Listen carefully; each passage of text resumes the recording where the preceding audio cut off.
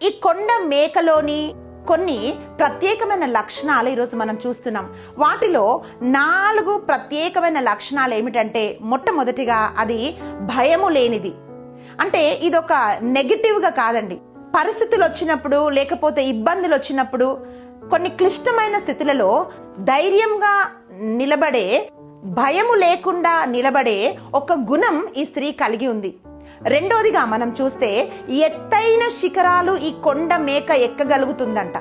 కొంతమందికి అన్ని సాఫీగా పోతున్నాయి అనుకోండి, కంఫర్టబుల్గా ఉంటే వాళ్ళు హ్యాపీగా ఉంటారు.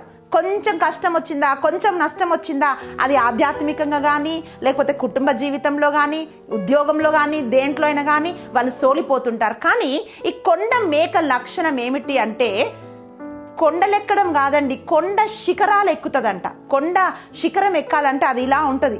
దాని పైకి కూడా ఎక్కగలిగే అంత ఒక ప్రత్యేకమైన లక్షణం ఈ కొండ మేక కలిగి ఉంటుందంట. మూడవదిగా ప్రత్యేకమైనది. ఎందుకు ప్రత్యేకమైనదని మనం చూస్తున్నామంటే, ఈ కొండ మేక గుంపుతో పాటు వెళ్లకుండా ఇండిపెండెంట్ థింకింగ్తో ఒక్కటే వెళ్తూ ఉంటుందంట. పిల్లరా, ఈరోజు లోకంలో ఉంటున్నప్పుడు లోకంలో మనం కలిసిపోతున్నాం. కానీ వాక్యం ఏమంటుందంటే, మీరు లోకంలో ఉన్నారు కానీ లోకానికి చెందిన వాళ్ళు కాదు.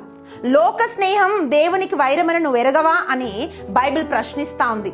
నువ్వు లోకంలో ఉండొచ్చు, నువ్వు ఎక్కడైనా ఉండొచ్చు, ఎవరితో అయినా ఉండొచ్చు, కానీ నువ్వు ఉంటున్న చోటెల్లా, ఆ స్థలాలెల్లా నీవు ఒక ప్రత్యేకమైన బిడ్డగా ఉండాలి.